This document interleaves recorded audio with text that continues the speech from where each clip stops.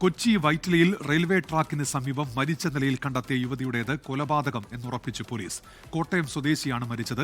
Inquest നടപടികൾ പൂർത്തിയാക്കി മൃതദേഹം കളമശ്ശേരി മെഡിക്കൽ കോളേജിലേക്ക് മാറ്റി. പ്രതിയെ സംബന്ധിച്ച് സൂചന കിട്ടിയതായി കൊച്ചി DCP ഷഹൻഷാ പറഞ്ഞു.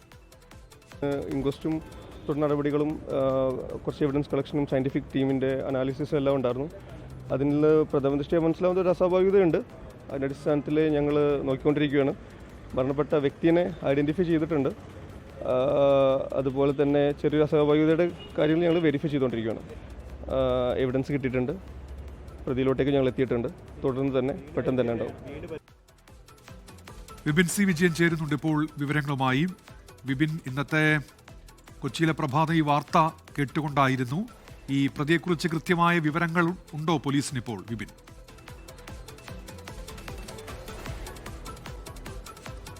സൂചന ലഭിച്ചു എന്ന് തന്നെയാണ് ഉന്മേഷ് പോലീസ് പറയുന്നത്.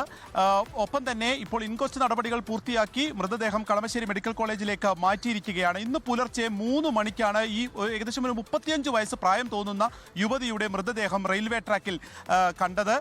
അതൊരു കൊലപാതകമാണെന്ന് ഇപ്പോൾ ഉറപ്പിക്കുകയാണ് പോലീസ്. ഒപ്പം തന്നെ ഇവരുടെ ശരീരത്തിൽ നിന്ന് ബ്ലഡും ഒപ്പം ചില മുറിവുകളും ഉണ്ടായിട്ടുണ്ട് എന്നുള്ളത് ഇൻക്വസ്റ്റിന് ശേഷം പോലീസ് പറയുന്നുണ്ട്. അപ്പോൾ എന്താണ് സംഭവിച്ചത് എന്നതിനെ സംബന്ധിച്ച് കൂടുതൽ വ്യക്തത വരേണ്ടതുണ്ട്. ഇവരുടെ ഈ മൃതദേഹത്തിന് തൊട്ടടുത്തു നിന്ന് ഒരു മൊബൈൽ ഫോൺ ലഭിച്ചിട്ടുണ്ട്. ഈ മൊബൈൽ ഫോൺ കോട്ടയം സ്വദേശിയുടേതാണ്. കോട്ടയം സ്വദേശി ഒരു സുധാ ബേബി എന്നുള്ളവരുടെ പേരിലാണ് ഈ സിം ഉള്ളത്. അവർ തന്നെയാണോ മരിച്ചതെന്നതിനെ സംബന്ധിച്ചൊക്കെ ഇനി കൂടുതൽ വ്യക്തത വരേണ്ടതുണ്ട്. ഇപ്പോൾ ആളെ തിരിച്ചറിഞ്ഞിട്ടുണ്ട്. പക്ഷേ ആരാണ് എന്നതിനെ സംബന്ധിച്ച് ഇപ്പോൾ പുറത്തേക്ക് ആ വിവരങ്ങൾ കൈമാറാൻ കഴിയുകയില്ല എന്നുള്ളതാണ്. ഒപ്പം കൃത്യമായിട്ടുള്ള തെളിവുകൾ ലഭിച്ചിട്ടുണ്ട് എന്നും പ്രതിയെ സംബന്ധിച്ച് ചില സൂചനകൾ ലഭിച്ചിട്ടുണ്ട് എന്നുള്ളതും DCP പറയുന്നുണ്ട്.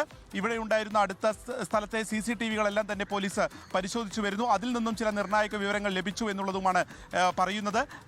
ഈ റെയിൽവേ ട്രാക്കിൽ ഏകദേശം ഒരു ട്രെയിനിൽ നിന്ന് വീണിട്ടുള്ള ഒരു ആത്മഹത്യ എന്നുള്ള നിലയ്ക്ക് തോന്നുന്ന വിധമായിരുന്നു ഈ മൃതദേഹം കണ്ടത്. അപ്പോൾ ആ രീതിക്ക് മറ്റൊരു സ്ഥലത്ത് നിന്ന് കൊലപാതകം നടത്തിയ ശേഷം റെയിൽവേ ട്രാക്കിൽ കൊണ്ടുപോയി മൃതദേഹം ഇട്ടു എന്നുള്ളതാണ് ഇപ്പോൾ കരുതുന്നത്. അപ്പോൾ എന്താണ് സംഭവിച്ചതിനെ സംബന്ധിച്ച് അന്വേഷണം ഊർജിതമായി തന്നെ നടക്കുകയാണ്. ഉടൻ ഈ പ്രതിയിലേക്ക് എത്താൻ കഴിയും എന്നുള്ളത് പ്രതീക്ഷയാണ് പോലീസും പങ്കുവച്ചിട്ടുള്ളത്. ഉന്മേഷ്. ശരി, വിപിൻ സി വിജയനാണ് കൊച്ചിയിൽ നിന്ന് വിശദാംശങ്ങൾ നൽകിയത്.